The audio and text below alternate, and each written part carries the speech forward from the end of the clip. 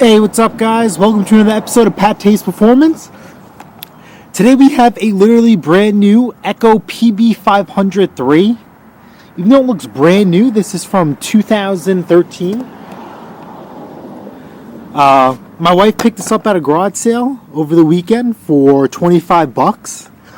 And the guy says she can even return it if we can't resolve the issue.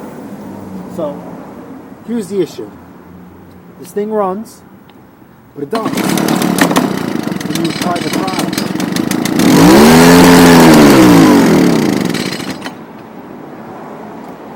So I don't know why he didn't want to get it fixed, but I am going to show you guys how we are going to fix that today. Alright, so I got it back up on the truck so it's easier for you guys to see. Now, due to the worst state in the United States of America, crappy California, California is the worst state for a multitude of reasons, but one of them is their strict emissions. And if you guys notice that some machines, they're labeled for California and non-California.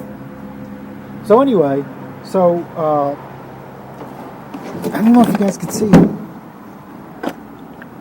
There's two little screws in here.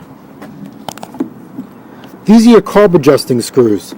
High, low, and idle. Now, these things are way too small. And the solution is this toolkit by Echo. Now, I'm not supposed to have these tools. Only dealers are. But somehow, some way, I came across these. They come in two different sizes. These are the bigger ones. This is the bigger one. It's a big dig. And then they have the smaller one. I think I paid like 40 or 50 bucks. And the reason why I bought these is I had trouble making my own tool. And like I said, I just came across them, so I had to do that. So very simple, very quick, very easy. Nice tools. These things paid for themselves like tenfold. Because I've been running into a lot of issues with these Echoes when buying and selling them. Alright, so we're going to start this thing up, and we're just going to do some tweaking.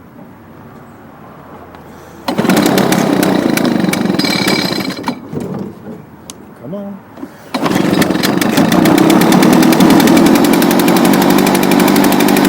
Now what we're going to do is we're going to turn this so it can hold the idle. Now usually when it dies, it's starving for fuel, so we're going to open this up by turning it counterclockwise.